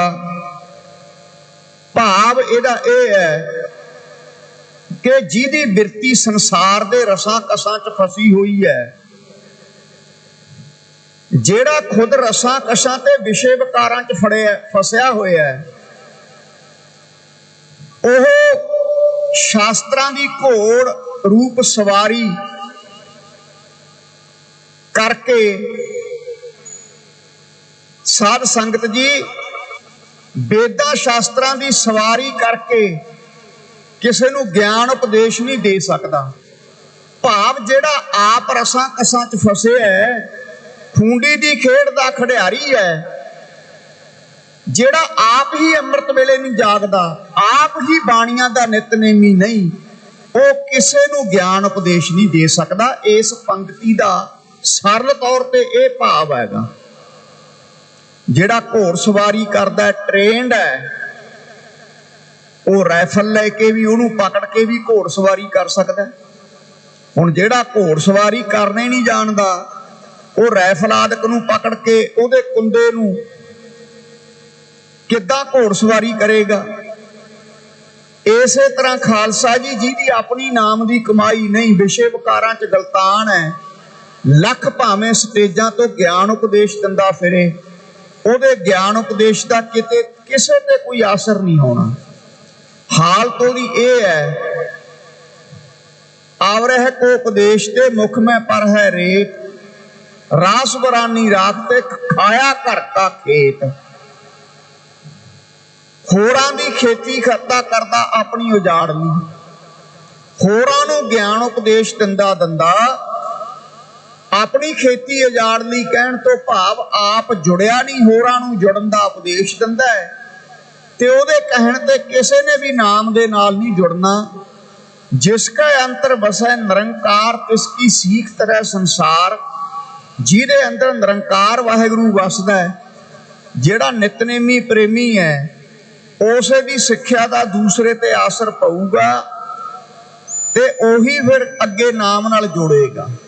ਅੱਜ ਪ੍ਰਚਾਰ ਬਹੁਤ ਹੋ ਰਿਹਾ ਹੈ, ਬੜੀਆਂ ਪ੍ਰਬੰਧਕ ਕਮੇਟੀਆਂ ਜ਼ੋਰ ਲਾ ਕੇ ਪ੍ਰਚਾਰ ਕਰ ਰਹੀਆਂ ਨੇ, ਪਰ ਖੂੰਡੀ ਦੀ ਖਿਡਾਰੀ ਵਾਲੀ ਗੱਲ ਸਾਡੀ ਹੋਈ ਪਈ ਹੈ ਵੀ ਸਾਡਾ ਪ੍ਰਚਾਰ ਕਰਨ ਵਾਲਿਆਂ ਦਾ ਆਪਣਾ ਜੀਵਨ ਨਹੀਂ। ਆਪ ਅਸੀਂ ਨਿਤਨੇਮ ਨਹੀਂ ਕਰਦੇ, ਅੰਮ੍ਰਿਤ ਵੇਲੇ ਦੀ ਸੰਭਾਲ ਨਹੀਂ ਕਰਦੇ, ਸਟੇਜ ਤੇ ਆ ਕੇ ਬਹਿ ਜਾਣਾ, ਲਿਸ਼ਕ ਪੁਸ਼ਕ ਕੇ ਸੰਗਤਾਂ ਨੂੰ ਗਿਆਨ ਉਪਦੇਸ਼ ਦੇਣਾ, ਉਹ ਤਾਂ ਫਿਰ ਮੁੱਖ ਮੈਂ ਪਰ ਹੈ ਰੇਤ ਵਾਲੀ ਗੱਲ ਹੈ। ਜਿਹੜਾ ਜੀਵਨ ਵਾਲਾ ਹੈ, ਉਹਨੂੰ ਬਹੁਤੇ ਗ੍ਰੰਥ ਪੜ੍ਹਨ ਦੀ ਵੀ ਲੋੜ ਨਹੀਂ ਹੁੰਦੀ, ਉਹਦੇ ਅੰਦਰ ਵੀ ਗਿਆਨ ਦਾ ਚਸ਼ਮਾ ਫੁੱਟ ਪੈਂਦਾ ਗੁਰੂ ਦੀ ਕਿਰਪਾ ਦੇ ਨਾਲ, ਨਾਮ ਅਭਿਆਸ ਦੇ ਨਾਲ। ਜਿਵੇਂ ਸੰਤ ਗਿਆਨੀ ਗੁਰਬਚਨ ਸਿੰਘ ਖਾਲਸਾ ਭਿੰਡਰਾਂ ਵਾਲੇ ਹੋਏ ਹੈ, ਉਹਨਾਂ ਦੇ ਅੰਦਰੋਂ ਹੀ ਗਿਆਨ ਦਾ ਚਸ਼ਮਾ ਐਸਾ ਫੁੱਟਿਆ ਹੋਇਆ ਸੀ, ਅੱਜ ਤੱਕ ਉਹਨਾਂ ਵਰਗੇ ਅਰਥ ਨਹੀਂ ਕੋਈ ਗੁਰਬਾਣੀ ਦੇ ਕਰ ਸਕਿਆ। ਸੋ ਨਾਮ ਅਭਿਆਸ ਜਿਹਨੇ ਪ੍ਰਚਾਰ ਕਰਨਾ, ਕਥਾ ਕਰਨੀ ਹੈ, ਕੀਰਤਨ ਕਰਨੀ ਹੈ, ਉਹਨੂੰ ਪਹਿਲਾਂ ਖੁਦ ਆਪਣੇ ਆਪ ਨੂੰ ਪ੍ਰੀਪੇਅਰ ਕਰਨਾ ਪਊ। ਅੰਮ੍ਰਿਤ ਵੇਲੇ ਜਾਗਣ ਦੇ ਵਿੱਚ, ਨਾਮ ਅਭਿਆਸ ਦੇ ਵਿੱਚ, ਬਾਣੀ ਪੜ੍ਹਨ ਦੇ ਵਿੱਚ, ਫੇਰ ਉਹਦੇ ਪ੍ਰਚਾਰ ਦਾ ਕਿਸੇ ਤੇ ਅਸਰ ਪਵੇਗਾ। ਇਹ ਨਹੀਂ ਵੀ ਅੱਜ ਐਸੇ ਪ੍ਰਚਾਰਕ ਹੈ ਨਹੀਂ, ਬਾਣੀ ਦੇ ਧਾਰਨੀ ਹੈ ਜ਼ਰੂਰ ਹੈ, ਪਰ ਹੈਨ ਵਿਰਲੇ ਨਾਹੀ ਘਣੇ ਫੈਲ ਫਕੜ ਸੰਸਾਰ, ਐਸੀ ਹਾਲਤ ਹੋਈ ਪਈ ਹੈ। ਸੋ ਖਾਲਸਾ ਜੀ ਚੜ ਕੇ ਘੋਰੜੇ ਕੁੰਦੇ ਪਕੜੈ ਖੂੰਡੀ ਦੀ ਖਿਡਾਰੀ। ਭਾਈ ਖੂੰਡੀ ਦੀ ਖਿਡਾਰੀ ਤੋਂ ਭਾਵ ਜਿਹੜਾ ਆਪ ਨਾਮ ਸਿਮਰਨ ਦੇ ਵਿੱਚ ਨਹੀਂ ਜੁੜਿਆ, ਉਹ ਕਿਸੇ ਨੂੰ ਫਿਰ ਜੋੜ ਨਹੀਂ ਸਕਦਾ, ਉਹਦੀ ਸਿੱਖਿਆ ਦਾ ਅਸਰ ਨਹੀਂ ਕਿਸੇ ਤੇ ਪਵੇਗਾ ਕੋਈ। ਹੰਸਾ ਸੇਤੀ ਚੇਤੇ ਉਲਾਸੈ, ਕੁੱਕੜ ਦੀ ਉਡਾਰੀ। ਹੁਣ ਉਲਾਸੇ ਤੋਂ ਭਾਵ ਚਾਅ ਆਉਣਾ। ਜਿਹੜਾ ਕੁੱਕੜ ਹੁੰਦਾ ਨਾ, ਮੁਰਗਾ, ਕਈ ਵਾਰੀ ਉਹਦੇ ਮਨ ਚ ਆ ਜਾਂਦਾ ਮੈਂ ਹੰਸਾਂ ਦੀ ਰੀਸ ਕਰਾਂ, ਮੇਰਾ ਰੰਗ ਚਿੱਟਾ ਹੈ, ਹੰਸਾਂ ਦਾ ਵੀ ਚਿੱਟਾ ਹੈ, ਮੈਂ ਹੰਸਾਂ ਦੀ ਤਰ੍ਹਾਂ ਉਡਾਰੀ ਮਾਰਾਂ। ਪਰ ਕੁੱਕੜ ਕਦੇ ਵੀ ਹੰਸਾਂ ਜਿੰਨੀ ਲੰਮੀ ਉਡਾਰੀ ਨਹੀਂ ਮਾਰ ਸਕਦਾ। ਯਾਦ ਰੱਖਿਓ, ਹੰਸ ਦੀ ਉਡਾਰੀ ਬੜੀ ਵੱਡੀ ਹੁੰਦੀ ਹੈ। ਗ੍ਰੰਥਾਂ 'ਚ ਲਿਖਿਆ ਹੈ, ਇੱਕ ਉਡਾਰੀ ਮਾਰ ਕੇ ਹੰਸ 400 ਕੋਹ ਕਵਰ ਕਰ ਲੈਂਦਾ। 400 ਕੋਹ ਬਾਟ, ਐਨੀ ਲੰਮੀ ਉਡਾਰੀ ਹੈ। ਤੇ ਦੂਜੇ ਪਾਸੇ ਕੁੱਕੜ ਦੀ ਉਡਾਰੀ ਕੀ ਹੈ? ਵੱਧ ਤੋਂ ਵੱਧ ਉਡਾਰੀ ਮਾਰ ਕੇ ਕਿਸੇ ਰੂੜੀ ਦੇ ਢੇਰ ਤੇ ਬਹਿ ਜੂ, ਗੰਦਗੀ ਤੇ, ਜਾਂ ਕੰਧ ਤੇ ਜਾ ਕੇ ਬਹਿ ਜੂਗਾ, ਜਾਂ ਕੋਠੇ ਤੇ ਜਾ ਕੇ ਬਹਿ ਜੂਗਾ। ਕੁੱਕੜ ਦੀ ਉਡਾਰੀ ਬੜੀ ਛੋਟੀ ਹੈ ਹੰਸਾਂ ਦੇ ਮੁਕਾਬਲੇ। ਇਹਦਾ ਅੰਤਰੀਵ ਭਾਵ ਜਾਣਨਾ ਹੈ। ਇਸੇ ਤਰ੍ਹਾਂ ਜਿਹੜਾ ਤਾਂ ਮਨਮੁਖ ਹੈ ਉਹ ਤਾਂ ਹੈਗਾ ਕੁੱਕੜ ਦੀ ਨਿਆਈ, ਗੁਰਮੁਖ ਹੰਸ ਦੀ ਨਿਆਈ ਨਹੀਂ। ਮਨਮੁਖ ਰੂਪੀ ਕੁੱਕੜ ਜਿਹੜਾ ਹੈ, ਜੇ ਉਹ ਰੀਸ ਕਰੇ ਗੁਰਮੁਖ ਰੂਪ ਹੰਸ ਦੀ ਕਿ ਮੈਂ ਇਹਦੇ ਵਾਂਗੂ ਤੁਰੀਆ ਅਵਸਥਾ ਦੇ ਵਿੱਚ ਪਹੁੰਚ ਜਾਵਾਂਗਾ, ਨਾਮ ਸਿਮਰਨ ਮੈਨੂੰ ਕਰਨ ਦੀ ਮੈਂ ਕਰਨਾ ਨਹੀਂ ਪਹੁੰਚ ਸਕਦਾ ਬ੍ਰਹਮ ਗਿਆਨ ਦੀ ਅਵਸਥਾ 'ਚ। ਮਨਮੁਖ ਦੀ ਉਡਾਰੀ ਕਿੰਨੀ ਕੁ ਹੈ? ਵੱਧ ਤੋਂ ਵੱਧ ਉਡਾਰੀ ਮਾਰ ਕੇ ਵਿਸ਼ਿਆਂ ਰੂਪੀ, ਗੰਦਗੀ ਰੂਪੀ ਰੂੜੀ ਤੇ ਬੈਠ ਜਾਏਗਾ, ਕਿਸੇ ਕਲੱਬ ਪੱਬ 'ਚ ਤੁਰ ਜਾਏਗਾ ਰਾਤ ਨੂੰ, ਉੱਥੇ ਸ਼ਰਾਬ ਪੀਵੇਗਾ, ਮਾਸ ਆਦਿਕ ਦਾ ਸੇਵਨ ਕਰੇਗਾ। ਜੇ ਰੂੜੀ ਤੇ ਨਹੀਂ ਤਾਂ ਫਿਰ ਸਾਧ ਸੰਗਤ ਉਡਾਰੀ ਮਾਰ ਕੇ, ਭਾਵ ਕੁੱਕੜ ਜਿਵੇਂ ਕੰਧ ਤੇ ਬਹਿ ਜਾਂਦਾ, ਥੋੜੀ ਜੀ ਹੋਰ ਉਡਾਰੀ ਮਾਰ ਲਵੇਗਾ, ਵਿਸ਼ੇ ਵਿਕਾਰਾਂ ਰੂਪੀ ਰੂੜੀ ਨੂੰ ਛੱਡ ਕੇ ਵੱਧ ਤੋਂ ਵੱਧ ਹੰਕਾਰ ਵਿੱਚ ਆ ਕਰਕੇ ਦਾਨ ਕਰ ਦੇਵੇਗਾ। ਹੰਕਾਰ ਦੇ ਵਿੱਚ ਕੀਤਾ ਹੋਇਆ ਦਾਨ ਵੀ ਕਿਸੇ ਕੰਮ ਨਹੀਂ। ਤੇ ਫੇਰ ਅੱਗੇ ਜਾ ਕੇ ਜੇ ਹੋਰ ਲੰਮੀ ਉਡਾਰੀ ਮਾਰਨਾ ਚਾਹੇਗਾ ਤਾਂ ਹੋਰ ਪੁੰਨ ਕਰਮ ਕਰ ਕਰਕੇ ਸਵਰਗ 'ਚ ਪਹੁੰਚ ਜਾਵੇਗਾ। ਐਦੂ ਵੱਧ ਉਡਾਰੀ ਨਹੀਂ। ਤੇ ਦੂਜੇ ਪਾਸੇ ਜਿਹੜਾ ਗੁਰਮੁਖ ਹੈ, ਉਹਦੀ ਉਡਾਰੀ ਹੀ, ਉਹਦੀ ਪਹੁੰਚ ਹੀ ਤੁਰੀਆ ਅਵਸਥਾ ਤੱਕ ਹੁੰਦੀ ਹੈ। ਤੁਰੀਆ ਭਾਵ ਬ੍ਰਹਮ ਗਿਆਨ ਦੀ ਅਵਸਥਾ। ਐਨੀ ਲੰਮੀ ਉਡਾਰੀ ਲਾਉਂਦਾ ਸਿਮਰਨ ਕਰਕੇ। ਗੁਰਬਾਣੀ 'ਚ ਬਚਨ ਆਉਂਦੇ ਨੇ, ਤੀਨ ਵਿਆਪੈ ਜਗਤ ਕੋ, ਤੁਰੀਆ ਪਾਵੈ ਕੋਏ, ਨਾਨਕ ਸੰਤ ਨਿਰਮਲ ਭਏ, ਜਿਨਵਣ ਬਸਿਆ ਸੋਏ। ਆਮ ਜਿਹੜਾ ਦੁਨਿਆਵੀ ਬੰਦਾ 3 ਗੁਣਾਂ ਦੇ ਵਿੱਚ ਫਸਿਆ ਹੋਇਆ, ਰਜੋ ਗੁਣ, ਸਤੋ ਗੁਣ, ਤਮੋ ਗੁਣ। 3 ਪ੍ਰਕਾਰ ਦਾ ਦਾਨ ਕਰਦਾ ਹੈ, 3 ਪ੍ਰਕਾਰ ਦੀ ਬਿਰਤੀ ਹੈ। ਸਾਡੀ ਬਿਰਤੀ ਵੀ 3 ਤਰ੍ਹਾਂ ਦੀ ਹੈ, ਰਾਜਸੀ ਬਿਰਤੀ, ਸ਼ਾਂਤਕੀ ਬਿਰਤੀ ਤੇ ਤਾਮਸੀ ਬਿਰਤੀ। ਦਾਨ ਵੀ 3 ਤਰ੍ਹਾਂ ਦਾ ਕਰਦੇ ਹਾਂ ਅਸੀਂ ਦੁਨੀਆਦਾਰ ਦੇ ਲੋਕ। 3 ਪ੍ਰਕਾਰ ਦਾ, ਰਾਜਸੀ ਦਾਨ, ਤਾਮਸੀ ਦਾਨ, ਸ਼ਾਂਤਕੀ ਦਾਨ। ਰਾਜਸੀ ਦਾਨ ਉਹ ਹੈ ਜਿਹੜਾ ਆਪਣੀ ਸ਼ੋਭਾ ਵਾਸਤੇ ਦਾਨ ਕੀਤਾ ਹੋਵੇ, ਜਿਵੇਂ ਰਾਜਨੀਤਿਕ ਲੋਕ ਕਰਦੇ ਆ, ਸਾਰੇ ਨਹੀਂ, ਕਈ ਉਹਨਾਂ ਨੂੰ ਸੁਭਾਅ ਹੁੰਦਾ ਥੋੜਾ ਜਿਹਾ ਦਾਨ ਕਰਿਆ ਤੇ ਫਲੈਕਸ ਬੋਰਡ ਲਵਾਤੇ ਮੈਂ ਦਾਨ ਕਰਿਆ, ਮੇਰੀ ਮਸ਼ਹੂਰੀ ਹੋਵੇ, ਇਹ ਰਾਜਸੀ ਦਾਨ ਹੈ। ਇੱਕ ਹੁੰਦਾ ਤਾਮਸੀ ਦਾਨ, ਦਾਨ ਵੀ ਕਰਨਾ ਤੇ ਖਿੱਚ ਕੇ ਕਰਨਾ, ਚਿੜ ਕੇ, ਇਹਨੂੰ ਕਹਿੰਦੇ ਨੇ ਤਾਮਸੀ ਦਾਨ, ਉਹਦਾ ਕੋਈ ਫਾਇਦਾ ਨਹੀਂ। ਇੱਕ ਦਾਨ ਹੁੰਦਾ ਸ਼ਾਂਤ ਕੀ, ਦਾਨ ਕਰਨਾ ਪਰ ਪਰਮੇਸ਼ਰ ਦਾ ਦਿੱਤਾ ਹੋਇਆ ਸਮਝ ਕੇ ਕਰਨਾ। ਮਹਾਰਾਜ ਤੈਂ ਮੈਨੂੰ ਦਿੱਤਾ, ਮੈਂ ਅੱਗੇ ਦੇ ਰਿਹਾ, ਮੇਰਾ ਕੀ ਹੈ ਇੱਥੇ, ਮੇਰਾ ਮੁਝ ਮੈਂ ਕਿਛ ਨਹੀਂ, ਜੋ ਕਿਛ ਹੈ ਸੋ ਤੇਰਾ। ਪਰ ਜਿਹੜੇ ਗੁਰਮੁਖ ਹੁੰਦੇ ਨੇ ਉਹ ਤਿੰਨੇ ਗੁਣਾ ਤੋਂ ਉੱਪਰ ਹੁੰਦੇ ਨੇ, ਤੁਰਿਆ ਅਤੀਤ ਅਵਸਥਾ ਦਾ ਆਨੰਦ ਮਾਣਦੇ ਨੇ। ਸੋ ਹੰਸਾਂ ਦੀ ਉਡਾਰੀ ਦੀ ਤਰ੍ਹਾਂ ਗੁਰਮੁਖ ਜਿਹੜੇ ਐ ਬ੍ਰਹਮ ਗਿਆਨ ਦੀਆਂ ਉਡਾਰੀਆਂ, ਤੁਰਿਆ ਅਵਸਥਾ ਦੀਆਂ ਉਡਾਰੀਆਂ ਲਾਉਂਦੇ ਹਨ। ਇਸ ਕਰਕੇ ਭਾਈ ਕੁੱਕੜ ਰੂਪ ਜਿਹੜੇ ਮਨਮੁਖ ਹੈ, ਦੁਨੀਆਦਾਰ ਲੋਕ, ਕਦੇ ਵੀ ਗੁਰਮੁਖਾਂ ਦੀ ਰੀਸ ਨਹੀਂ ਕਰ ਸਕਦੇ। ਹਾਂ, ਗੁਰੂ ਦੀ ਕਿਰਪਾ ਹੋ ਜਾਵੇ ਤਾਂ ਕੁਝ ਵੀ ਹੋ ਸਕਦਾ। ਗਣਕਾ ਵੀ ਇੱਕ ਬੇਸ਼ਵਾ ਸੀ, ਅਕਾਲ ਪੁਰਖ ਦੀ ਐਸੀ ਕਿਰਪਾ ਹੋਈ, ਸੂਆ ਪੜਾਵਤ ਗਣਕਾ ਤਰੀ, ਸੋ ਹਰ ਨੈਣੋ ਕੀ ਪੁੱਤਰੀ। ਅਕਾਲ ਪੁਰਖ ਦੇ ਨੈਣਾ ਦੀ ਪੁਤਲੀ ਬਣ ਗਈ। ਬਾਲਮੀਕੈ ਹੋਆ ਸਾਧ ਸੰਗ, ਧਰੂ ਕੋ ਮਿਲਿਆ ਹਰਨ ਸੰਗ। ਬਾਲਮੀਕ ਜੀ ਦਾ ਜੀਵਨ ਬਦਲ ਗਿਆ, ਬਾਬਾ ਬਿਧੀ ਚੰਦ ਜੀ ਦਾ ਜੀਵਨ ਬਦਲ ਗਿਆ। ਵਿਧਿਆ ਸ਼ੀਨਾ ਗੁਰੂ ਕਾ ਸੀਨਾ, ਸ਼ੀਨਾ ਗੋਤ ਹੈ ਤੇ ਸੀਨੇ ਦਾ ਅਰਥ ਹੈ ਹਿਰਦਾ। ਬਾਬਾ ਬਿਧੀ ਚੰਦ ਸਾਹਿਬ ਵਾਸਤੇ ਮਹਾਰਾਜ ਨੇ ਹਿਰਦਾ ਅੱਖਰ ਵਰਤੇ ਹੈ ਕਿ ਬਿਧੀ ਚੰਦ ਮੈਂ ਤੇਰੀ ਸੇਵਾ ਤੋਂ ਇੰਨਾ ਪ੍ਰਭਾਵਿਤ ਹਾਂ, ਤੂੰ ਮੇਰਾ ਦਿਲ ਹੈ, ਤੂੰ ਮੇਰਾ ਹਿਰਦਾ ਹੈ। ਇਤਿਹਾਸ ਦੇ ਵਿੱਚ ਜੇ ਕਿਸੇ ਸਿੱਖ ਨੂੰ ਦਿਲ ਕਿਹਾ ਮਹਾਰਾਜ ਨੇ, ਆਪਣਾ ਹਿਰਦਾ ਕਿਹਾ, ਕੇਵਲ ਤੇ ਕੇਵਲ ਬਾਬਾ ਬਿਧੀ ਚੰਦ ਸਾਹਿਬ ਨੂੰ ਕਿਹਾ।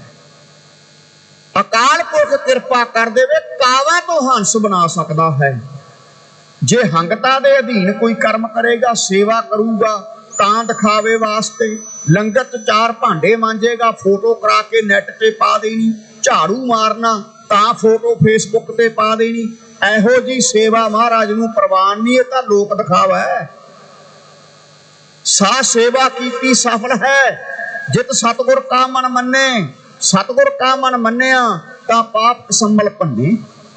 ਦਾਨ ਕਰਨਾ, ਇੱਕ ਹੱਥ ਦਾਨ ਕਰੇ, ਦੂਜੇ ਨੂੰ ਪਤਾ ਵੀ ਨਾ ਲੱਗੇ। ਪਾਠ ਕਰਨਾ, ਗੁਪਤ ਰੱਖਣਾ, ਮੈਂ ਕਿੰਨਾ ਕੁ ਨਿਤਨੇਮ ਕਰਦਾ। ਤੇਰਾ ਫੇਸ ਇੰਪ੍ਰੈਸ਼ਨ, ਤੇਰੇ ਚਿਹਰੇ ਦਾ ਪ੍ਰਭਾਵ ਸੰਗਤ ਤੇ ਆਪੇ ਪੈ ਜਾਵੇਗਾ।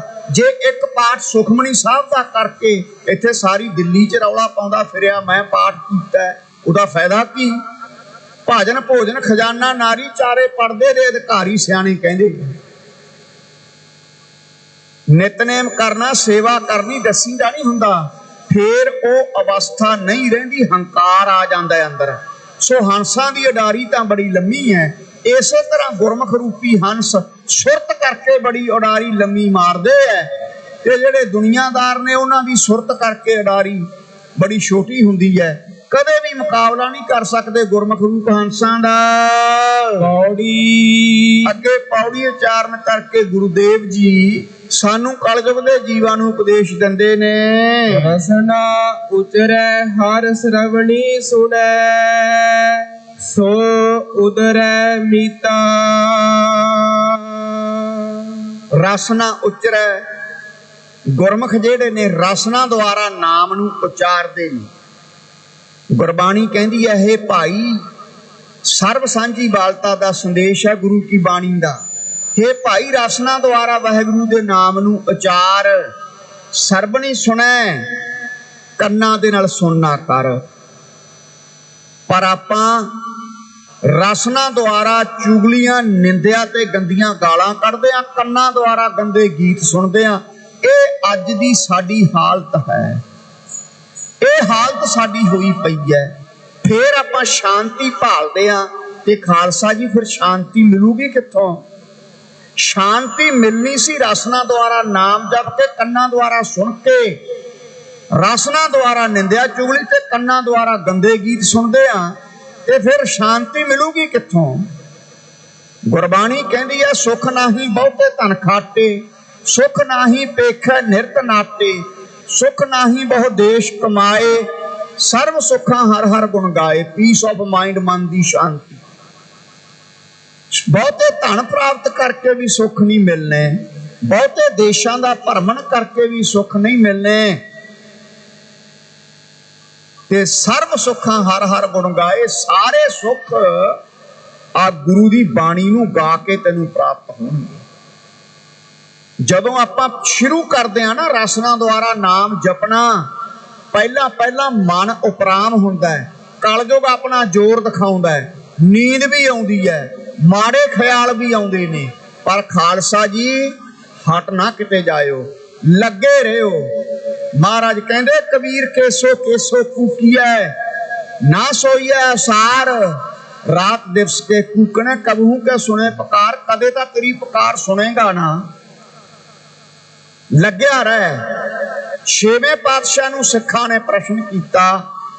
ਛੇਵੇਂ ਪਾਤਸ਼ਾਹ ਗੁਰੂ ਹਰਗੋਬਿੰਦ ਸਾਹਿਬ ਮੀਰੀ ਪੀਰੀ ਦੇ ਮਾਲਕ ਨੂੰ ਕਹਿਣ ਲੱਗੇ, ਮਹਾਰਾਜ ਤੁਸੀਂ ਕਹਿੰਦੇ ਹੋ ਨਾਮ ਜਪੋ, ਨਾਮ ਤਾਂ ਜਪਦੇ ਆ, ਸੁਰਤ ਨਹੀਂ ਜੁੜਦੀ ਤੇ ਫਲ ਕਿਵੇਂ ਮਿਲੇਗਾ? ਮਹਾਰਾਜ ਜੀ ਨੇ ਇੱਕ ਘੜਾ ਮੰਗਾਇਆ, ਘੜੇ ਦੇ ਵਿੱਚ ਮੱਖਣ ਪਵਾਇਆ, ਮੱਖਣ ਪਵਾ ਕੇ ਕਢਾ ਲਿਆ।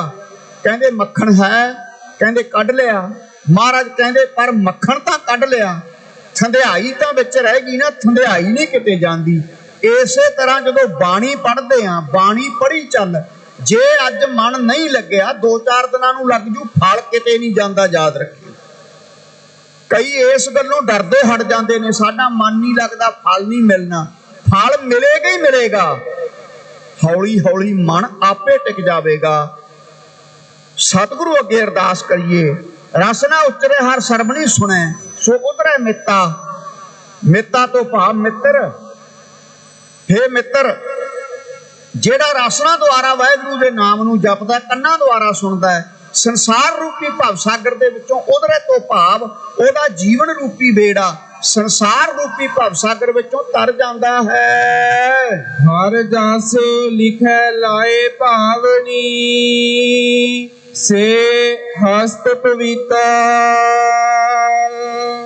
ਜਿਹੜਾ ਹਰ ਜਸ ਨੂੰ ਭਾਵਨਾ ਨਾਲ, ਸ਼ਰਧਾ ਨਾਲ, ਇਹਦੇ ਦੋ ਅਰਥ ਲਾਵਾਂਗੇ ਆਪਾਂ, ਇੱਕ ਅੰਤਰੀਵ, ਇੱਕ ਬਹਿਰੂਨੀ ਅਰਥ। ਬਾਹਰਲਾ ਅਰਥ ਇਹ ਹੈ ਜਿਹੜਾ ਸ਼ਰਧਾ ਨਾਲ ਹਰੀ ਦੇ ਜਸ ਨੂੰ ਕਾਗਜ਼ ਉੱਪਰ ਲਿਖਦਾ ਹੈ। ਕਈ ਅਭਿਆਸ ਕਰਦੇ ਨੇ ਕਾਗਜ਼ ਉੱਪਰ ਲਿਖ ਕੇ ਵਾਹਿਗੁਰੂ ਵਾਹਿਗੁਰੂ, ਕਾਗਜ਼ ਉੱਪਰ ਲਿਖ ਕੇ। ਇਹ ਵੀ ਇੱਕ ਅਭਿਆਸ ਕਰਨ ਦਾ ਤਰੀਕਾ ਹੈ। ਜੇ ਆਪਾਂ ਸ਼ਰਧਾ ਨਾਲ ਹਰੀ ਦੇ ਜਸ ਨੂੰ ਲਿਖਾਂਗੇ ਨਾ ਕਾਗਜ਼ ਉੱਪਰ ਵਾਹਿਗੁਰੂ ਵਾਹਿਗੁਰੂ, ਹੌਲੀ ਹੌਲੀ ਸੁਰਤ ਤਾਂ ਲੱਗੇਗੀ ਨਾ। ਇਹ ਵੀ ਇੱਕ ਤਰੀਕਾ ਹੈ ਅਭਿਆਸ ਕਰਨ ਦਾ। ਹੌਲੀ ਹੌਲੀ ਬਿਰਤੀ ਅੰਤਰਮੁਖ ਹੋਊਗੀ। ਕਈ ਗੁਰਮੁਖ ਜਿਨ੍ਹਾਂ ਨੂੰ ਚਾਹ ਹੈ ਨਾਮ ਅਭਿਆਸ ਦਾ, ਅਸੀਂ ਦੇਖੇ ਉਹ ਕਾਗਜ਼ ਉੱਪਰ ਲਿਖ ਕੇ ਅਭਿਆਸ ਕਰਦੇ ਆ ਵੀ ਸਾਡੀ ਸੁਰਤ ਛੇਤੀ ਇਕਾਗਰ ਹੋ ਜਾਵੇ। ਜਦੋਂ ਸੁਰਤ ਇਕਾਗਰ ਹੋ ਗਈ ਫਿਰ ਲਿਖਣ ਦੀ ਲੋੜ ਨਹੀਂ ਰਹਿੰਦੀ, ਫਿਰ ਤਾਂ ਜ਼ਬਾਨ ਵੀ ਬੰਦ ਹੋ ਜਾਂਦੀ ਹੈ, ਅੰਦਰ ਆਪਣੇ ਆਪ ਹੀ ਚੱਲ ਪੈਂਦਾ ਹੈ ਜਪਾ ਜਾਪ। ਮਿਹਨਤ ਕਰਨੀ ਪੈਂਦੀ ਹੈ। ਹਰ ਜਸ ਲਿਖੈ ਲਾਏ ਭਾਵਨੀ, ਜਿਹੜਾ ਹਿਰਦੇ ਰੂਪੀ ਕਾਗਜ਼ ਤੇ, ਅੰਤਰੀਵ ਅਰਥ ਹੈ ਜਿਹੜਾ ਹਿਰਦੇ ਰੂਪੀ ਕਾਗਜ਼ ਤੇ ਭਾਵਨਾ ਸ਼ਰਧਾ ਦੀ ਕਲਮ ਦੁਆਰਾ ਲਿਖਦਾ ਹੈ, ਸੇ ਹਸਤ ਪਵਿੱਤਾ। ਉਹ ਭਾਈ ਉਹਦੇ ਹੱਥ ਨੇ ਨਾ ਜਿਹੜੇ ਪਵਿੱਤਰ ਹਨ, ਜਿਹੜਾ ਭਾਵਨਾ ਸ਼ਰਧਾ ਦੇ ਨਾਲ ਨਾਮ ਨੂੰ ਲਿਖਦਾ ਹੈ।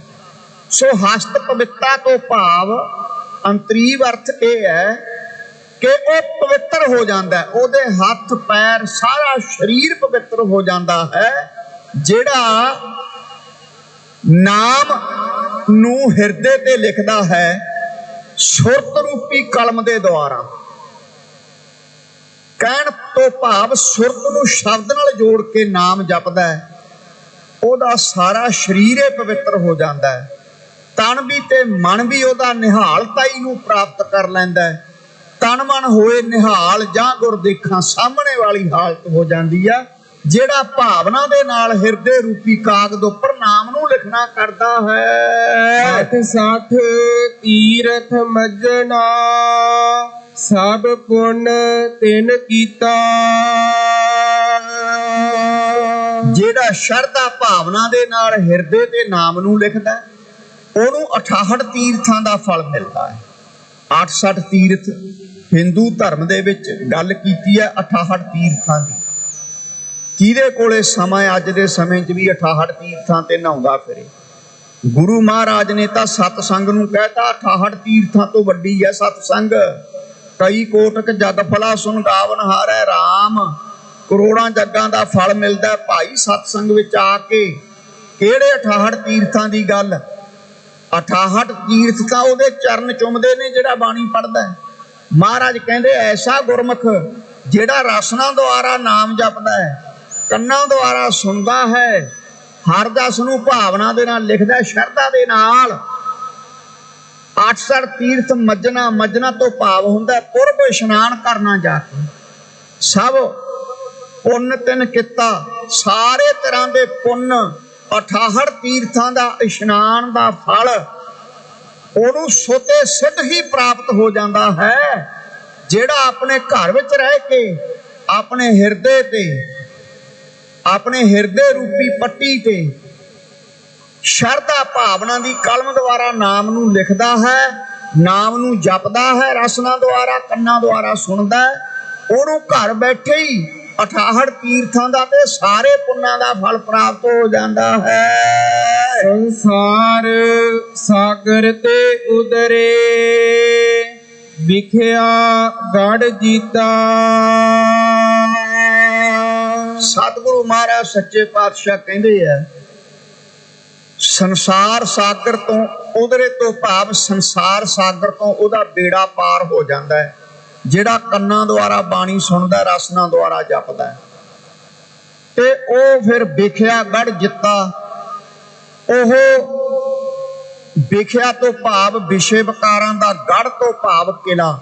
ਸਾਡੇ ਅੰਦਰ ਵਿਕਾਰਾਂ ਨੇ ਕਿਲਾ ਬਣਾ ਲਿਆ ਬਹੁਤ ਵੱਡਾ। ਕਾਮ ਨੇ, ਕ੍ਰੋਧ ਨੇ, ਲੋਭ ਨੇ, ਮੋਹ ਨੇ ਤੇ ਹੰਕਾਰ ਨੇ।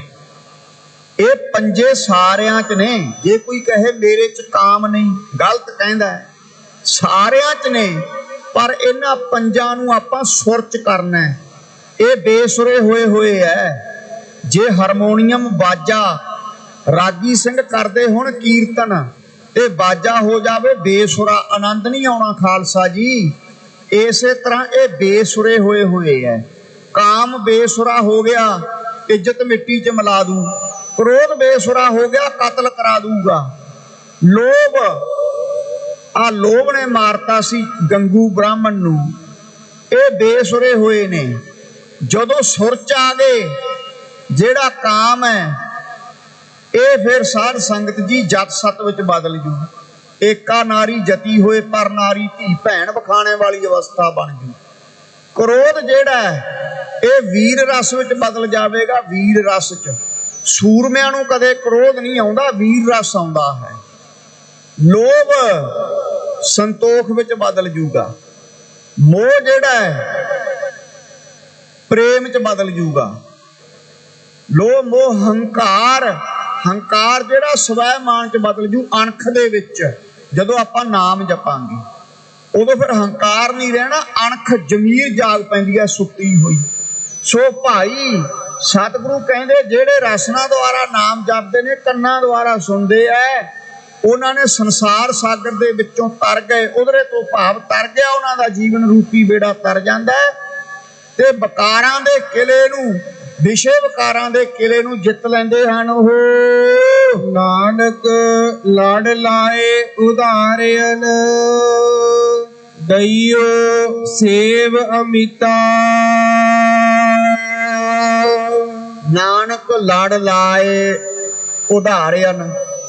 ਅਕਾਲ ਪੁਰਖ ਵਾਹਿਗੁਰੂ ਜੀ ਉਹਨਾਂ ਨੂੰ ਫਿਰ ਆਪਣੇ ਲੜ ਲਾ ਕੇ ਉਹਨਾਂ ਦਾ ਉਧਾਰ ਕਰ ਦਿੰਦੇ ਨੇ। ਦਈਓ, ਇਹ ਜਿਹੜਾ ਪਾਠ ਹੈ ਨਾ, ਦੱਦਾ ਯਈਏ ਨੂੰ ਔਂਕੜ, ਇਹਨੂੰ ਦਈਓ ਪਾਠ ਕਰਨਾ ਹੈ। ਦਈਓ, ਦੈ ਪਾਠ ਨਹੀਂ ਕਰਨਾ। ਕਈ ਦੈ ਪਾਠ ਕਰਦੇ ਨੇ। ਦਈਓ, ਦਈਓ ਤੋਂ ਭਾਵ ਪ੍ਰੇਰਕ ਪਰਮਾਤਮਾ। ਦਈਓ ਦਾ ਅਰਥ ਹੁੰਦਾ ਪ੍ਰੇਰਕ ਪਰਮਾਤਮਾ। ਉਹਨਾਂ ਨੂੰ ਆਪਣੇ ਲੜ ਲਾ ਕੇ ਉਹਨਾਂ ਦਾ ਆਧਾਰ ਕਰ ਦਿੰਦਾ। ਸੇਵ ਅਮਿਤਾ, ਸੇਵ ਆਮਿਤਾ ਤੋਂ ਭਾਵ ਜਿਹੜਾ ਅਕਾਲ ਪੁਰਖ ਵਾਹਿਗੁਰੂ ਦਾ ਸਿਮਰਨ ਕਰਦਾ ਹੈ ਉਹਨਾਂ ਨੂੰ ਫਿਰ ਆਪਣੇ ਲੜ ਲਾ ਕੇ ਅਕਾਲ ਪੁਰਖ ਵਾਹਿਗੁਰੂ ਉਹਨਾਂ ਦਾ ਸੰਸਾਰ ਜੀਵਨ ਦਾ ਬੇੜਾ ਸੰਸਾਰ ਰੂਪੀ ਭਵ ਸਾਗਰ ਦੇ ਵਿੱਚੋਂ ਮਹਾਰਾਜ ਪਾਰ ਕਰ ਦਿੰਦੇ ਹਨ। ਸੋ ਸਮਾਂ ਵੀ ਹੋ ਲਿਆ, ਇੱਥੇ ਸ਼ਬਦ ਦੀ ਸਮਾਪਤੀ ਹੈ। ਵੱਧ ਤੋਂ ਵੱਧ ਸਮਾਂ ਜੋ ਅੱਜ ਆਪਾਂ ਸ਼ਬਦ ਸਰਵਣ ਕੀਤਾ ਹੈ, ਰਸਨਾ ਦੁਆਰਾ ਨਾਮ ਨੂੰ ਪਹਿਲਾਂ ਜਪਣਾ ਸ਼ੁਰੂ ਕਰਨਾ, ਬੈਖਰੀ ਬਾਣੀ ਦੁਆਰਾ। ਪਰਾ ਪਸੰਤੀ ਮਧਮਾ ਬੈਖਰੀ 4 ਬਾਣੀਆਂ ਨੇ। ਫਿਰ ਜਦੋਂ ਰਸਨਾ ਦੁਆਰਾ ਜਪਾਂਗੇ ਵਾਹਿਗੁਰੂ ਵਾਹਿਗੁਰੂ ਉੱਚਾ ਬੋਲ ਕੇ ਕੰਨ ਸਾਡੇ ਸੁਣਨਗੇ, ਹੌਲੀ ਹੌਲੀ ਸੁਰਤ ਅੰਤਰਮੁਖ ਹੁੰਦੀ ਜਾਵੇਗੀ। ਰਸਨਾ ਤੋਂ ਫਿਰ ਕੰਠ ਵਿੱਚ ਆ ਜਾਵੇਗਾ ਨਾਮ, ਫਿਰ 10 ਗੁਣਾ ਫਲ ਹੋਰ ਵੱਧ ਜੂ, ਫਿਰ ਹੌਲੀ ਹੌਲੀ ਹਿਰਦੇ 'ਚ ਆ ਜੂ, ਫਿਰ 10 ਗੁਣਾ ਫਲ ਹੋਰ ਵੱਧ ਜਾਵੇਗਾ। ਫਿਰ ਪਰਾ ਬਾਣੀ ਆਤਮਾ ਦੀ ਬਾਣੀ ਹੈ। ਇਸ ਕਰਕੇ ਪਹਿਲਾਂ ਭਾਈ ਰਸਨਾ ਦੁਆਰਾ, ਜਿਵੇਂ ਜਨਰੇਟਰ ਸਟਾਰਟ ਕਰਨਾ ਹੁੰਦਾ, ਪਹਿਲਾਂ ਜਦੋਂ ਸਿਮਰਨ 'ਚ ਬੈਠਣਾ ਹੈ ਨਾ, ਪਹਿਲਾਂ ਰਸਨਾ ਦੁਆਰਾ ਜਪਣਾ ਸ਼ੁਰੂ ਕਰਨਾ, ਹੌਲੀ ਹੌਲੀ ਫਿਰ ਸੁਰਤ ਵਿੱਚ ਆ ਜਾਵੇਗਾ। ਫਿਰ ਸਾਡਾ ਆਧਾਰ ਹੋਵੇਗਾ ਸਤਿਗੁਰੂ ਕਿਰਪਾ ਕਰਨ। ਹੋਈਆਂ ਭੁੱਲਾਂ ਦੀ ਖੇਵਾ 2 ਪੰਕਤੀਆਂ ਪੜ੍ਹ ਕਰਕੇ ਸਮਾਪਤੀ ਕਰਾਂਗੇ। ਦਿੱਲੀ ਗੁਰਦੁਆਰਾ ਪ੍ਰਬੰਧਕ ਕਮੇਟੀ, ਸਾਰੇ ਸੱਜਣ, ਪ੍ਰਧਾਨ ਸਾਹਿਬ, ਦਿੱਲੀ ਦੇ ਧਰਮ ਪ੍ਰਚਾਰ ਕਮੇਟੀ ਦੇ ਚੇਅਰਮੈਨ ਕਰਮਸਰ ਸਾਹਿਬ, ਸਾਡੇ ਸਿੰਘ ਸਾਹਿਬ ਜੀ, ਸਾਰੀਆਂ ਸੰਗਤਾਂ, 2.5-3 ਸਾਲ ਹੋ ਗਏ ਤੁਹਾਡੀ ਚਰਨ ਧੂੜ ਲੈਂਦਿਆਂ ਨੂੰ। ਬੜਾ ਤੁਸੀਂ ਪ੍ਰੇਮ ਬਖਸ਼ਦੇ ਹੋ, ਇਸੇ ਤਰ੍ਹਾਂ ਪਿਆਰ ਬਖਸ਼ਦੇ ਰਹੋ। ਸਤਿਗੁਰੂ ਕਿਰਪਾ ਕਰਨ। ਅਰਦਾਸ ਕਰੋ, ਤੇਰੀ ਪਣੈ ਖੁਦਾਏ ਤੂੰ ਬਖਸ਼ੰਦਗੀ, ਸੇਖ ਫਰੀਦਾ ਖੈਰ ਦੀਜੈ ਬੰਦਗੀ। ਬੰਦਗੀ ਦੀ ਦਾਤ ਮਹਾਰਾਜ ਸਾਡੀ ਝੋਲੀ ਪਾ ਦਿਓ। ਇਹ ਬੇਨਤੀ ਅਕਾਲ ਪੁਰਖ ਦੇ ਚਰਨਾਂ 'ਚ ਕਰੋ ਜੀ। ਸੰਸਾਰ ਸਾਗਰ ਤੇ ਉਦਰੇ, ਵਿਖਿਆ ਗੜ ਜੀਤਾ। ਨਾਨਕ ਲੜ ਲਾਏ ਉਧਾਰਿਅਨ, ਦਈਓ ਸੇਵ ਅਮਿਤਾ। ਨਾਨਕ ਲੜ ਲਾਏ ਉਧਾਰਿਅਨ, ਦਈਓ ਸੇਵ ਅਮਿਤਾ।